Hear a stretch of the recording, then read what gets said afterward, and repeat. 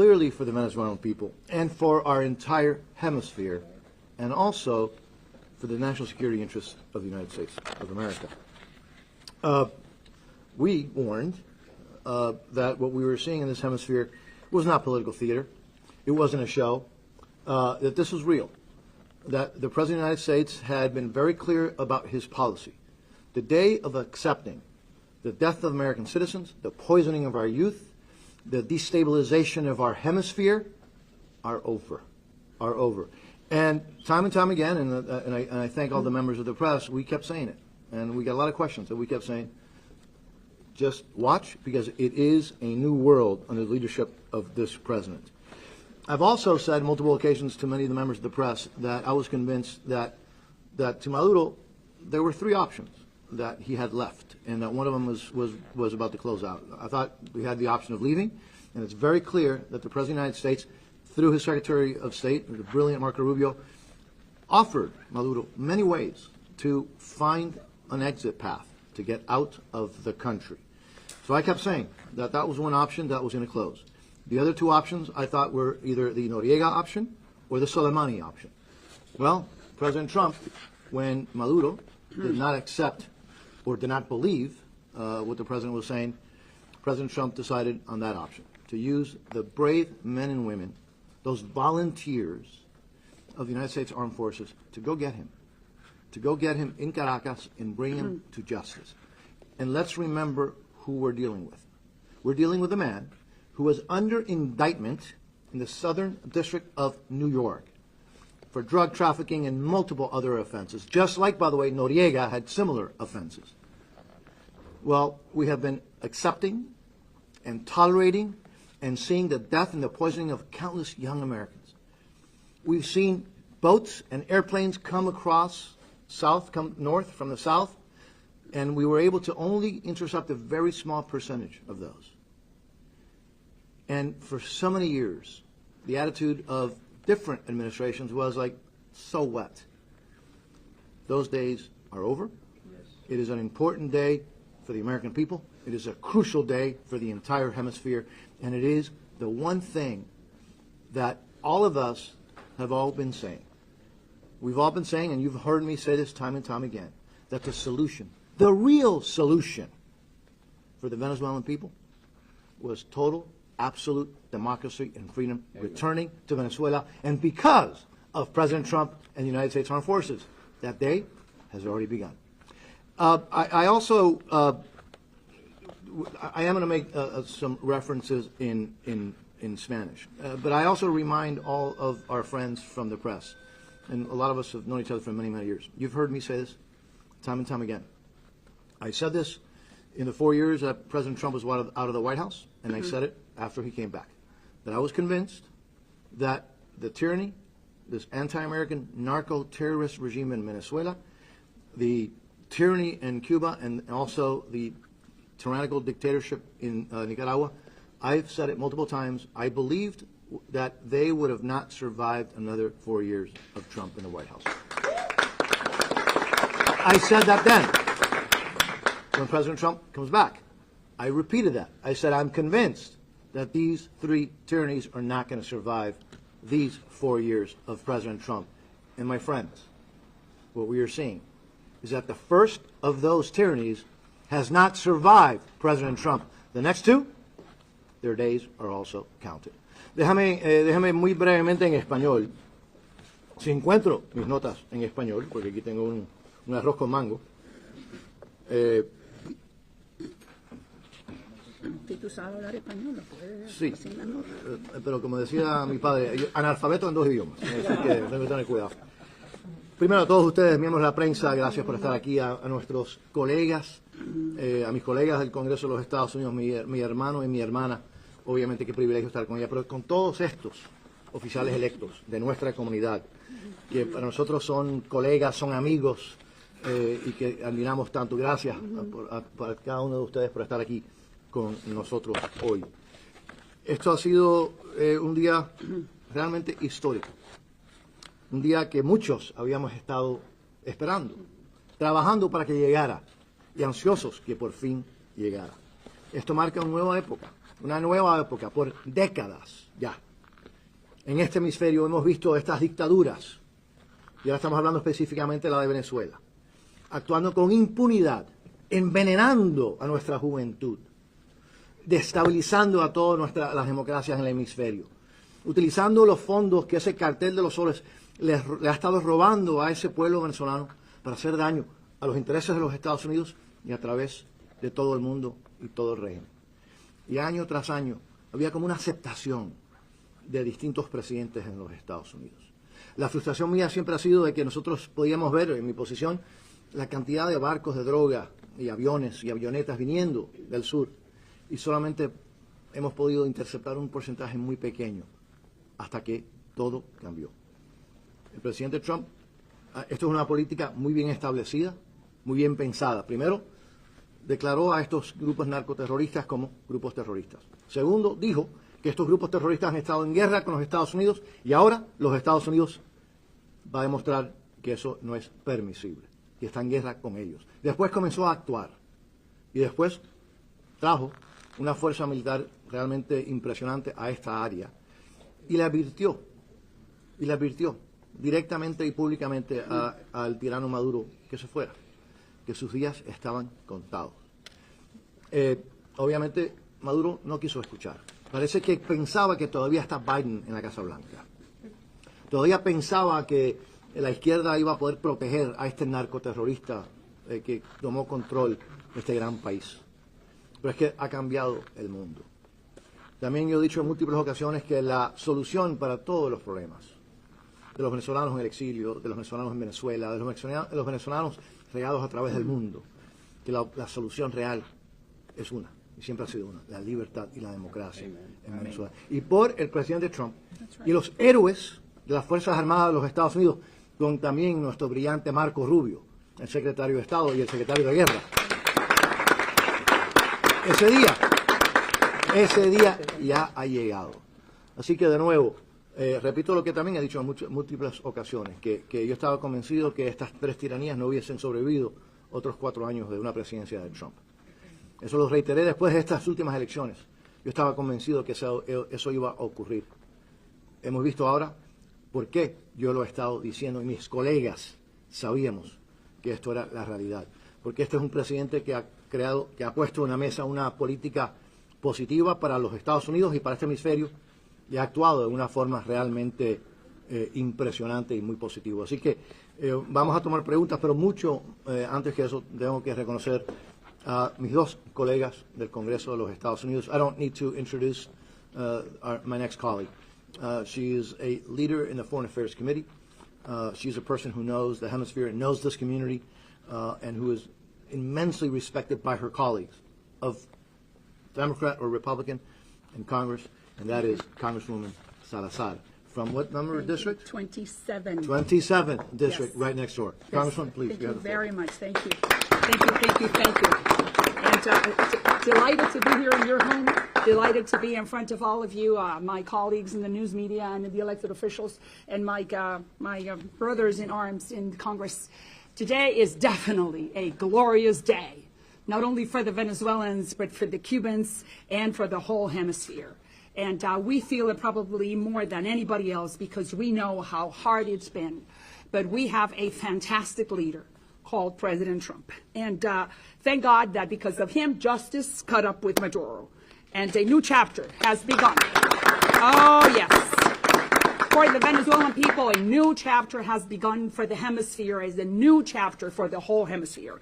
And I was saying to my two colleagues that Maduro is a very blessed and lucky guy, that he did not fall in the hands of the Cubans who were supposed to be protecting him, because he would be dead right now. He fell in the hands of the Americans. He's going to be able to have a good life in jail for the next 40 years for what he did, but he is alive, and he is in the hands of our troops. So he is a blessed guy.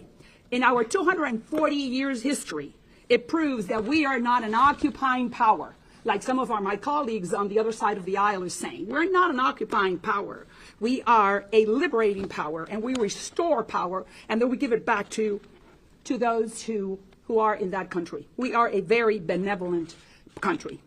And today, as Mario was saying, January the 3rd joins history's calendar, because a day like today, in 1990 in Panama, Manuel Antonio Noriega was removed and a legitimate president was restored shortly thereafter. We let free people govern themselves. We're not in the business of creating colonies, and that's exactly what's going to happen in Venezuela for anyone who is afraid of the future.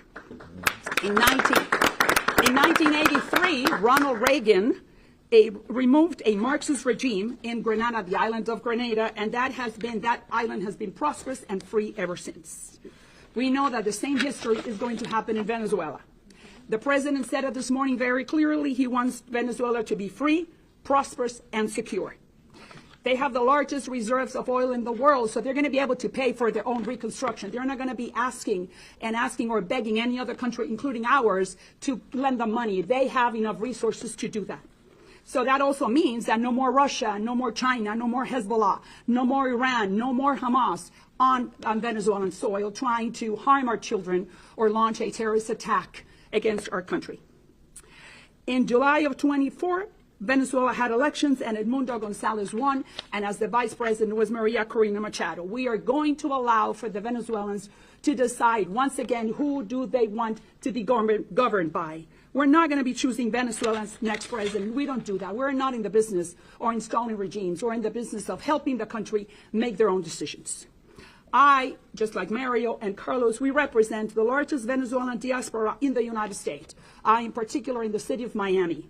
And today, we've encountered them on the streets, crying for joy and for hope and for what the future brings. And the message has been very clear. President Trump kept his word. President Trump had the internal fortitude, had the political pants to do what no other president, Republican and Democrat, for the last 25 years that you have been serving in Congress and have been a member of the news media, no one had that resolution of liberating the hemisphere from thugs like this Maduro, who only harmed his people and our people through drugs, through terrorist attacks, through gang members, specifically Tren de Aragua. That's the kind of leader that we need in the Western Hemisphere. Someone like President Trump, who will not allow for rats, for scoundrels like this guy, to be in the presidential palace anymore and poison our generation and their generation. So Venezuela is at the door of a new dawn, a new good partner for the United States. And once again, we always give the country back much better than we encountered it. So thank you to all of you. Once again, we are extremely happy. I think I should say some words in Spanish. We're going to take, I think, questions after. But quiero decir solamente de que este es un día extraordinario, no solamente para los venezolanos, sino para todo el hemisferio, para los cubanos, para todo el mundo libre del hemisferio occidental. Yo, como la chairman del Western Hemisphere Subcommittee, del subcomité del hemisferio occidental dentro del Comité de Relaciones Exteriores. Para nosotros es un día maravilloso porque nos damos cuenta que nuevamente los Estados Unidos demostró lo que es. Un país bueno, un país benevolente, un país que lo que quiere es dar más que recibir. Y en este caso le ha tocado a Venezuela. Le damos muchas gracias al presidente Trump porque tuvo los pantalones políticos que no ha tenido más nadie, incluyendo presidentes republicanos y demócratas. Nosotros estábamos en el Congreso, él en la alcaldía y yo en la miembro de la prensa. Por 25 años estábamos esperando qué va a pasar, por qué los Estados Unidos no actúan. Y gracias a Dios hoy lo hizo el presidente Trump. El día 3 de enero es un día que va a pasar a la historia porque no solamente hoy Maduro es un hombre que está ahora en prisión, sino también Manuel Antonio Noriega en 1990 pasó lo mismo. Y ahí está la historia de los Estados Unidos, donde nosotros removemos a los malos, ayudamos a los buenos y le devolvemos el país para que cada uno se gobierne como quiera. Y eso mismo es lo que va a pasar en Venezuela. Nosotros no vamos a poner ni quitar presidente, nosotros vamos a ayudar a los venezolanos a elegir su propio presidente, a que hayan elecciones libres si es que tienen que volver a verlas. Sabemos que en julio del 24, Edmundo González y María Corina Machado ganaron después que Maduro le prometió a Biden que iba a dar elecciones libres en un acuerdo que se llamaba el Acuerdo de Barbados. Ahora tienen que los venezolanos, junto con los Estados Unidos, decidir cómo va a ser esa transición. Pero lo que sí sabemos como miembros del Congreso, que los Estados Unidos aquí está para ayudar y no para quitar. Que los Estados Unidos lo que quiere es ayudar al pueblo venezolano, que no va a necesitar que le demos limosnas, porque tienen suficiente petróleo como para poder pagarse su futuro y su prosperidad.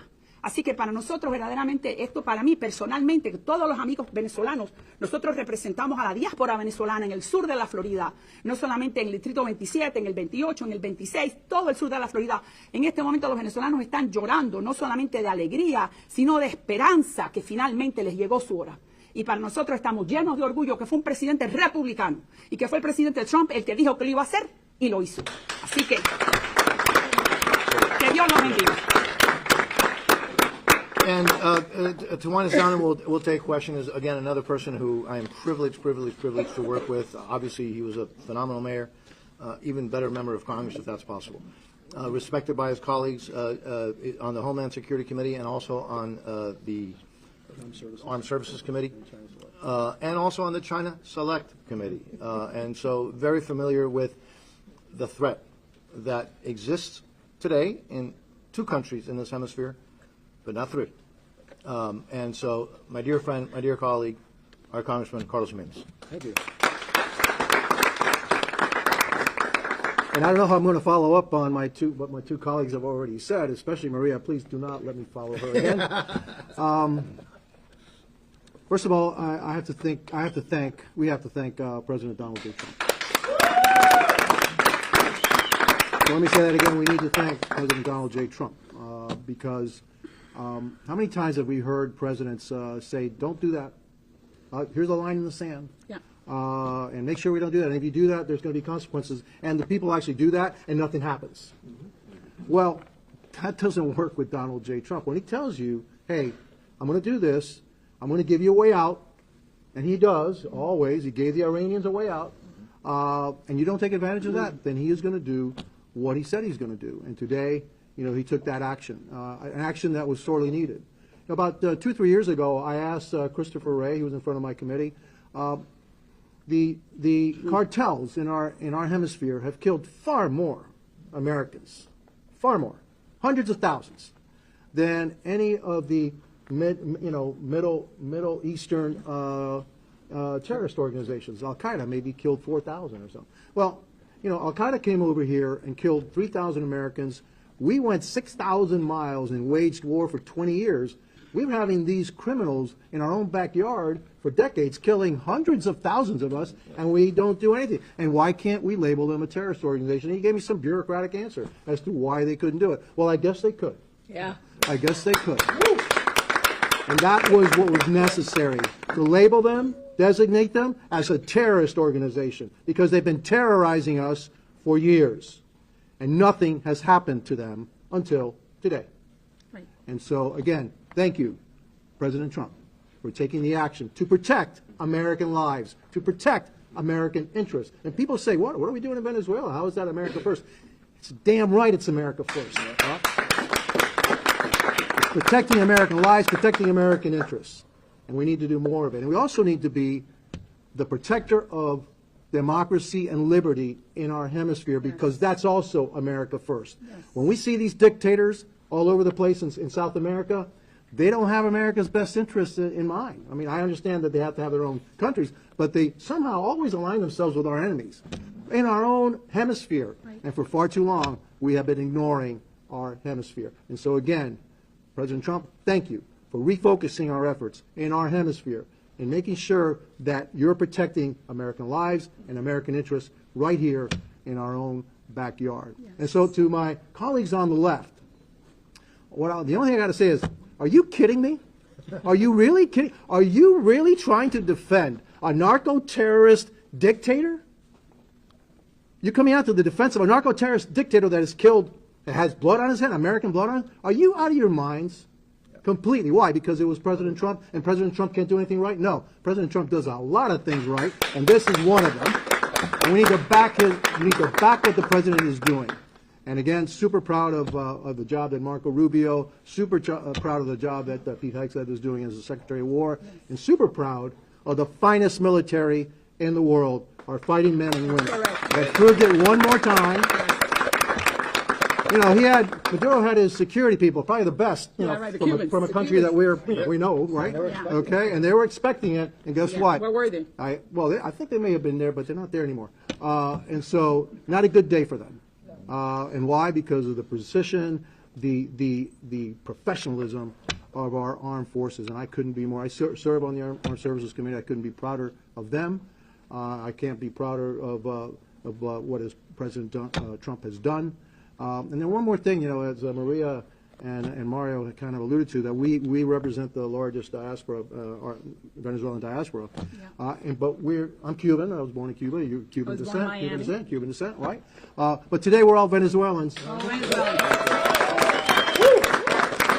And we will stand in Venezuela, and we will make sure that there's a transition to a democracy Right. in Venezuela, that the Venezuelan people will choose who their leader is Right. in a democratic way, and we will have a stable, democratic Venezuela that should be allied to the United States, because that's really where it should all end, right? And so I look forward to that day. All Venezuelans look forward to that day. 8 million Venezuelans emigrated Right. and fled this tyranny, this dictatorship. And hopefully many of those will go back to rebuild their country. Venezuela, again, doesn't need our help. They have the largest oil reserves on the planet. They have unbelievable riches. Yeah. And so all they need is a helping hand to restore the governance that will get them to where they rightfully deserve as the most prosperous nation in South America, because of all the riches that they have. And so, it's just a great day. You can tell that really this is a good day. One final thing, a couple final things actually. This message is not just going to resonate here in our hemisphere. It's going to resonate around the world. Right now we have disturbances going on in Iran as the people are starting to rise up against that tyranny. And so the Russians and the Chinese are looking at us and saying, oh, we're dealing with a different guy here. And so there will be a new world order, all right? And it'll be a world order that is bounded by and guided by the principles of liberty and democracy, not tyranny and communism and socialism. And so, again, that's all due to the leadership of Marco Rubio. Of President Trump. And Marco Rubio as Secretary of State, and Pete Hegseth as the Secretary of War. And so that's a great team that they have, again, and I couldn't be prouder. A couple of words in Spanish. Hoy, todos los que estamos aquí, todo el pueblo de Miami, somos venezolanos. Todos somos venezolanos. Un orgullo. Soy cubano, pero de verdad es un orgullo para mí, y también estoy muy agradecido a la labor que ha hecho el presidente Trump, la labor que ha hecho también el secretario de Estado Marco Rubio, el secretario de la Guerra Pete Hegseth, todo lo que hicieron. También tengo que agradecer el mejor ejército del mundo, que es de los Estados Unidos, lo que han hecho, la manera que pudieron lograr y sacar y arrestar a Nicolás Maduro. Nicolás Maduro es un narcoterrorista, es un líder ilegítimo de Venezuela, y lo que les pasó hoy en día, tuvo suerte. Tuvo suerte porque no le pasó a los Soleimani, ¿okay? Tuvo suerte, no le pasó lo que le pasó a Osama Bin Laden, right? Tuvo suerte. Y ahora está aquí y va a enfrentar la justicia americana. Así que para mí es un gran día. También, otra vez, agradecido al presidente Trump. Él cuando dice que va a hacer algo, lo va a hacer. Y si te dice, mira, te voy a dar una opción, a la buena o a la mala, puede ser la próxima vez, por favor, coge la buena, porque la mala viene, y ya se ha demostrado en varias veces, en varias cosas. Pregúntale a la ayatollah de Irán si lo escuchó, no lo escuchó, entonces a la mala. También Nicolás Maduro creía que era una broma. No, esto no es una broma. Estamos muy serios. El presidente de los Estados Unidos está muy serio. Y ahora cuando él dice que vas a hacer, no debes hacer eso, sino estas son las consecuencias, toma en mente lo que ha pasado, lo que pasó en Venezuela, lo que pasó en Irán. Esto es un símbolo, esto lo que pasó aquí, no solamente va a tener impacto en nuestro hemisferio, pero también impacto en el mundo entero, porque ahora saben, todo el mundo sabe, que con este presidente no se puede jugar. Con los Estados Unidos no se puede jugar. Nosotros somos justos, de verdad. No queremos dictar lo que desea un pueblo. Simplemente deseamos la democracia, la libertad para todos los pueblos del mundo, que ellos pueden seguir su paso, su camino, pero de una manera libre. Y eso es lo que nosotros deseamos aquí en los Estados Unidos. Eso es lo que deseamos aquí en el sur de la Florida. Y al final, que tomen nota también las dictaduras de Cuba y Nicaragua, porque hoy el presidente habló sobre Cuba. No sé, yo no creo que dijo algo, pero que Cuba estaba ahora en el radar de él. Y estamos muy agradecidos también de eso, porque el pueblo cubano merece la libertad también. El pueblo nicaragüense también merece la libertad. Este hemisferio debe ser, nada más que debe tener la libertad, nada más que debe tener la democracia, que no deberemos tolerar dictaduras en nuestro hemisferio. Este hemisferio debe ser el hemisferio de la libertad. Y tenemos que otra vez agradecer, y otra vez se lo voy a agradecer al presidente Donald J. Trump por lo que hizo. Y con eso, ya. Representante, ¿es Delcy Rodríguez la nueva presidenta de Venezuela? ¿Y qué va a pasar con las personas que el pueblo... Vamos a, sí. ¿Quieres comenzar? Bueno, ella también es ilegítima. Así que, pero también tenemos que tener, yo pienso, porque yo no he hablado con el presidente o Marco Rubio sobre esto, pienso también que necesitamos estabilidad, por un lado, pero también necesitamos una transición. Pero yo no estoy contento con ella ser parte de esa transición, porque para mí, y yo creo que para el pueblo venezolano, ella es ilegítima. Necesitamos otra persona o otra ¿sabes? Fórmula, algo para llevar esa transición en Venezuela, pero lo que deseamos más que todo, que sea de una manera pacífica. Déjame también, y es interesante lo que dijo el presidente hoy. That's right. Y no es solamente lo que ha dicho hoy, pero esta es una política establecida, muy bien establecida. El presidente ha dicho múltiples ocasiones, reiterada por el secretario de Estado, secretario de Guerra, otras administraciones, que el status quo, que este cartel no puede estar en control de Venezuela. Ahora, va a haber una transición, tiene que haber una transición, pero que esté claro, los que van a determinar quién son los líderes de Venezuela son los venezolanos, a través de un proceso democrático transparente. El proceso de transición se demora un día, una semana, un mes. Eso básicamente no tiene mucha consecuencia. Lo que el presidente dijo claramente hoy, las Fuerzas Armadas de los Estados Unidos todavía están ahí, están en la área, y no va a permitir que se mantenga ese régimen. Ahí no hay confusión, y obviamente muy agradecidos por esa actitud muy clara de la administración de que ese régimen, el cartel de los soles, no tiene cabida ni futuro en Venezuela. También podemos añadir a eso que Delcy Rodríguez y su hermano están en la lista de los sancionados, número 1. These are the facts. ¿No está la imputación actualizada? Están en la lista, hay otra lista donde hay mucha gente sancionada por narcotráfico, por corrupción, por otros crímenes. Número 1 y número 2, la señora Delcy dijo hace pocas horas de que Maduro era el presidente legítimo del país y que lo tenían que los Estados Unidos liberar. Ya ahí demuestra nuevamente quién mostró sus colores, y estoy de acuerdo con lo que dice Mario. El presidente lo dijo muy bien, de que no se podían ir los Estados Unidos y dejar a cualquiera de todos estos bandidos, porque es Alibaba y los 40 ladrones. No vas a poner al ladrón número 25. Lo que hay que hacer es, lo que dice Mario, es estabilizar el país. ¿Y quién mejor que los Estados Unidos para estabilizar y los soldados americanos? Y después de estabilizar, entonces permitirle a la sociedad civil y a la oposición venezolana organizarse y que entonces decidan qué va a pasar. Es temprano, pero la buena noticia es que estamos en el principio del fin y que se acabó el cartel de los soles. Let me just go to Yeah, her. we'll go to you. Lo que quería saber es qué va a pasar ahora con Diosdado Cabello y los demás imputados. Bueno, Diosdado Cabello está... ¿Para sacarlo de Venezuela? Ok, Diosdado Cabello está en el indictment, o en que un jurado general o un grand jury en los Estados Unidos en el 2020, hace 5 años, también está, si usted lee, la imputación está Diosdado Cabello, lo cual significa que Diosdado Cabello también tiene sus días contados.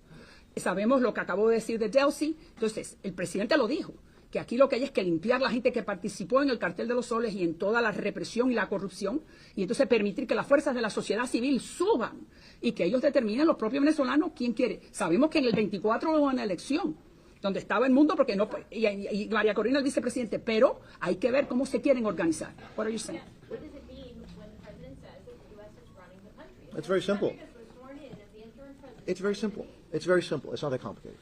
Look, there obviously has to be a transition. Obviously. Because the head is not there. The head of that cartel, that narco cartel, despite being defended by the left, is no longer there. He is now already in New York, and he will be in front of a judge to face the justice system of the United States of America. So therefore, there obviously has to be a transition. And it's very clear. What the president is saying, and he's been very clear about it, not only today, by the way, but he's been very clear since the beginning of this administration, which is that regime, that cartel, can no longer be part of Venezuela. They cannot be controlling Venezuela. He's declared war on these narco cartels, including by name El Cartel de los Soles, headed by Maduro. But logic will tell you, because this is real, this is not a TV episode, that there's going to have to be a transition period. And the United States, as the president has been very clear, does not want to allow for the head to be taken out and all of a sudden the same regime to stay there, the same cartel. So the U.S. is going to be involved in that process. It is not the hardest thing to understand that when you take out the head person, you're going to have a transition. And so what? The question is that the United States should have no role in that transition? Of course it has to have a role. The United States armed forces risked their lives to take the cartel head out. Now, there's going to have to be a transition. And the concept that the United States should have no role is frankly kind of like watching too much television. I think that When we talk about transition, why are you not willing to support Maria Corina and El Mundo to be? Wait, hold on a second. Let's talk about that. First, Yeah. you're talking to us? Yes. When have we ever not supported Well, I'm it? asking- No, wait. But let's look. These are serious issues. Do not put words in my mouth. Well, I'm just gonna- And do not. No, wait. But you said us. You said us. You said us. Okay. But it's very. I will not tolerate putting words in my mouth or my colleague's mouth. Yeah. We have been consistent from day one, and I am convinced there's going to be a transition. We already talked about that. And I'm convinced that when there are elections, whether there are new elections or there's a decision to take the old elections, the last elections, that the next democratically elected president of Venezuela is going to be Maria Corina Machado.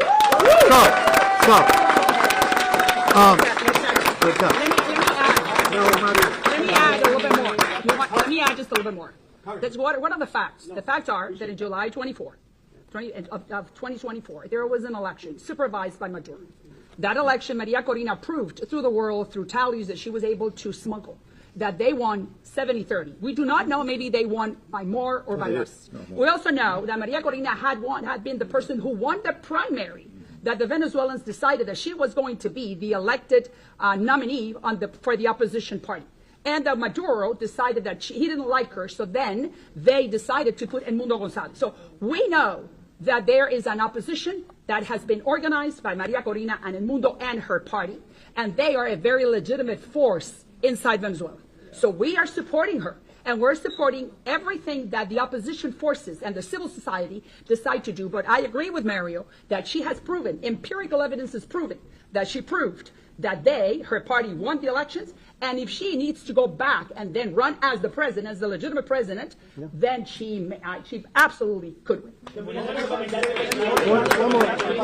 One more thing. Excuse me. I want Okay. to ask you about the domino effect, because everybody's talking about that and how important it is to this community, right? Yeah. When it comes to the effects this may have on Cuba and Nicaragua. How realistically do you think that's going to happen? Well, I think that there's a very good chance that happens, and I'll tell you why. Because the Cuban regime is probably in the weakest point it's been probably in its history right now. Yeah. Can't even keep the lights on. It can't feed its people. They have no medicine. It's pure misery there. And the Maduro regime was a regime that was propping up the Cuban regime. And so now that you have no more, I don't believe we're going to have any more help to the Cuban regime. Just going to make them that much weaker. Also, I always listen to the president, really, okay? I mean, I really listen to him very carefully, and somehow he mentioned Cuba, all right? And I don't think that that's a coincidence. And so is there a possibility of a domino effect? Yeah. Yes. And also the people in our hemisphere have just seen what happened. And so there is a domino effect there. It also, I believe, will have a positive effect on Colombia, where we have a far leftist president there. And now the people of Colombia say, oh, the United States is finally taking, attention and paying attention to us. And I think in next year's elections, we're going to have a little bit different result in Colombia. And so, I do believe that there is a domino effect. Now, if anybody doubts, our support for Maria Corina Machado, he couldn't go because he had a previous engagement. We two went to Oslo, okay, to be with her, all right, when she got the Nobel Peace Prize. And we didn't do that because, hey, that was a cool trip. No, she although it earned was it. very cold, okay. We did that to show earned our it. support for Maria Corina Machado, her courage, Yes. and her charisma. And I'll tell you what, that she is a very, very popular figure. Had it not been for Maduro, she would have been the president, okay? And that. Yeah, what? Do you have a point about European partners, please? Hold on, hold on. The European Union has stressed restraints. They want to have respect for international laws. They call for restraints. What is your? Oh, do you want me to answer that first? Well, Yeah, international, look, Restraint- this is very restraint of easy. what? This was a non-conventional war. Maduro was a non-legitimate president. He was indicted in 2020 by a federal grand jury. He is the head of these are all facts for a journalist. He was the head of a drug cartel called the Solis. Since 2000, he has been smuggling drugs and sending Tren de Aragua. So we never violated any international laws. That's why we were okay in having President Trump not consult with Congress, because this is in his preview. Obama did it, Clinton did it, Reagan did it, and Bush did it. So now Trump is doing it. Just because Trump may not be liked by some people does not mean that he cannot follow in those steps. Look, first of all, this was a law enforcement action. This was arresting somebody who's been indicted here in the United States. And so it's not unprecedented. The fact that it needed armed forces is because they needed to protect the arresting officers while they were arresting the criminal, the alleged criminal, all right, to be brought to justice to the United States. And so I don't see the illegality of it. And if you come from the European Union, many of the states in the European Union don't recognize Nicolas Maduro as a legitimate leader of Venezuela. And so if he's not the legitimate leader of Venezuela, I fail to understand how people think that this is not a legitimate action. It is a law enforcement action. It's very clear. We're not at war with Venezuela. This is a law enforcement action, and I'm very proud of the president and our armed services and the FBI agents that went along to make sure that they arrested Nicolas Maduro and his wife, who were both under indictment. And hold on. Hold on. We'll get there. But also, it's just very important. Look, we love our European allies. They're strong allies. They're an important alliance. But there seems to be this very interesting attitude that when it's time for the United States to protect the American people and the United States security interests from a narco cartel that is responsible for the death of hundreds of thousands of Americans, the Europeans, our friends, ask for restraint. But they don't ask the United States to be restrained when they ask for help with dealing with Russia. That's right. And so to our European friends, it's about time that they realize that in this hemisphere, we have real threats to the national security interests of the United States. In Venezuela, you've got the Russians, the Iranians, the Cubans, Hezbollah, you name it, right? And so the concept that we should only be restrained when it's to protect American interests and American lives is the definition of hypocrisy. So we're going to take another Fox. Is Fox here? Is Fox here? Fox, where's Fox? Where's Fox? Where's Fox? Right here. All right, good. Eh? ¿Puede decir esa frase que acaba de decir para los aliados europeos, pero en español? Sí, nosotros admiramos mucho a nuestros aliados europeos, son aliados muy importantes, económicos y en todas formas, pero es interesante que cuando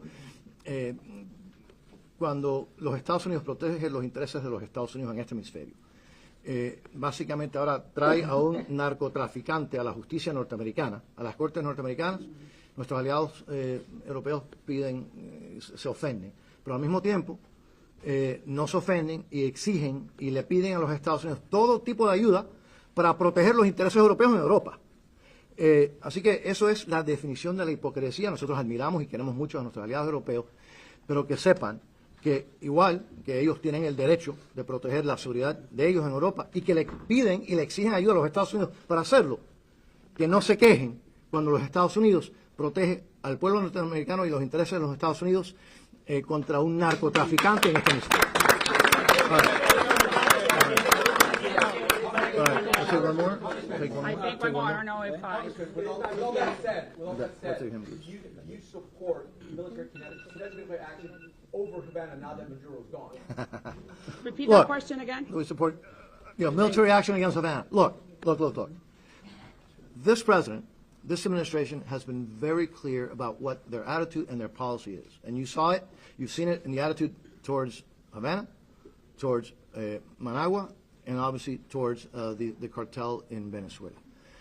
The president has reversed all of the concessions that the Biden administration gave to the regime in Havana. The previous administration, it wasn't that they were not pressuring the regime in Havana. They were going out of their way to help the regime, the anti-American terrorist regime in Havana. To the point, by the way, that in the previous administration, we were able to stop this. They actually wanted to give the Cuban terrorist regime access to the United States banking system, and they wanted American taxpayer money to go help pay and bail out Castro's own businesses and his family and his associates' businesses in Havana. That has been reversed. We're seeing now, we've seen very strong pressure against the dictatorship in Havana. Mark my words, you're going to see more, which is why I will reiterate what I've said multiple times. I was convinced that these terrorist regimes would have not survived another 4 years of Donald Trump. Let me say it now in a different way. I am convinced that the two remaining ones will not survive the last 3 years of the President Trump administration. Okay, one more question. I just wanted to, for the average, they always ask me, for the average American viewer, for the average American who does not understand, doesn't know our community, that knows the way we know the community. It's a new dawn for the Western Hemisphere. We're talking about that this is an America first, and I think my colleague said it, this is an America first policy. Yeah. America first, because the proximity of our backyard is where you have Cuba, Venezuela, and Nicaragua. And those regimes only want to harm our young adults and our average American by bringing drugs and by sponsoring terrorist cells. So for the average American that doesn't understand why we have to be in Venezuela, this is a good day for their children. This is a good day for your community, because now the Western Hemisphere, thanks to President Trump, is going to be free of those influences that only want to harm us out of envy, out of hate, not out of goodness. And that's why we thank President Trump for understanding that and for clearing the way so we can have better communities and more prosperous countries. Beautiful. That winds it down. I do want to let me just a little bit of so. By the way, this building, we pay rent here, right? To our landlords. But Sylvia Fernandez, who allowed us to use this building and open it up. Thank you. I don't know where she is from AWS. Where is she? Thank you. The bottom line is, this is a great day for America. Yeah. This is a great day for freedom. This is a great day for those families who have lost loved ones. Yeah.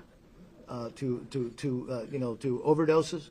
This is a great day for the Venezuelan people who now can actually taste freedom right around the corner after this transition, and it is a great day for this hemisphere. The days of tolerance and of appeasement of those who do harm to the American people, to the United States, are over. Thank you, President Donald Trump. Thank you all. Thank you, guys. Thank you.